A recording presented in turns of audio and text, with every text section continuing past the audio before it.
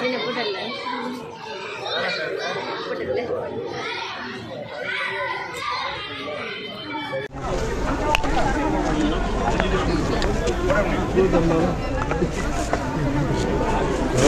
ஐயா, தற்பொழுது மும்மொழி கொள்கையை பின்பற்றாதனால தான் நிதி ஒதுக்கீடு மத்திய அரசு சொல்லியிருக்காங்க. அது வந்து நம்ம உங்களுக்கு ஏற்கனவே 1965 எவ்வளோ பெரிய போராட்டங்கள்லாம் நடந்துச்சுங்கிறது நாடறியும். என்னென்னா மொழிக் கொள்கையை பொறுத்தவரை உறுதியாக இருக்கும். நமக்கு தாய்மொழி தமிழ் தான் ஆட்சி மொழி, இணைப்பு மொழி ஆங்கிலம்தான்.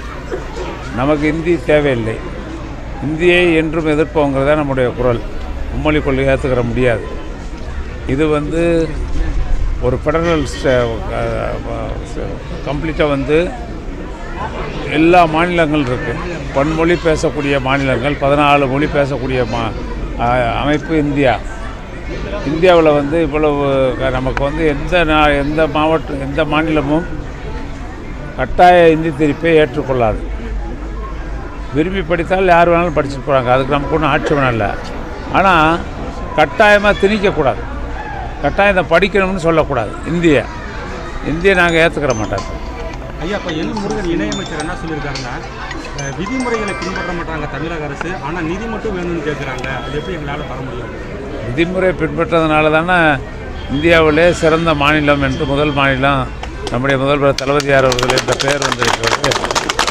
விதிமுறைகளுக்கு உட்பட்டு அதுவும் சொல்லப்போனால் இன்னும் மாநில அரசு கூடுதல் நிதியை அவர் ஏற்றுக்கொண்டு திட்டங்களை எல்லாம் மக்களுக்காக நிறைவேற்றக்கூடிய மக்களின் முதல்வர் தளபதியார் அவர்கள். வானதி சீனிவாசன் என்ன சொல்லியிருக்காங்கன்னா, தமிழக அரசு பள்ளிகளில் மட்டும்தான் இந்த மும்மொழி கொள்கையை தமிழக அரசு புறக்கணிச்சிட்டு வருது, மற்ற ப்ரைவேட் ஸ்கூல்லாம் ஏற்றுக்கிறாங்க அப்படின்னு ஒரு குற்றச்சாட்டு. ப்ரைவேட் ஸ்கூலில் நம்ம கட்டாயப்படுத்தி அதை நம்ம சொல்லிட்டோமே, யாரையும் கட்டாயப்படுத்தலையே. ஆனால் திணிக்கக்கூடாது. நம்ம இப்போ நீங்கள் படிக்கணும்னு நினச்சா படிச்சுட்டு போங்க, எங்களுக்கு ஒன்றும் கவலை இல்லை. திணிப்பு என்பது இருக்கக்கூடாது. கட்டாயம் இதை படித்தே ஆகணும் நீ அப்படிங்கிறதுக்கு அதுக்கு நாங்கள் ஏற்றுக்கிற மாட்டோம். எங்களுக்கு அது தேவையும் இல்லை. எங்களுக்கு போதும், தமிழ் போதும். தமிழ் உலகமே ஆளும், உலகத்தையே தமிழ் ஆளும். வணக்கம். தமிழ் பவர் நியூஸ் சப்ஸ்கிரைப் பண்ணுங்கள், ஷேர் பண்ணுங்கள், லைக் பண்ணுங்கள், கமெண்ட் பண்ணுங்கள்.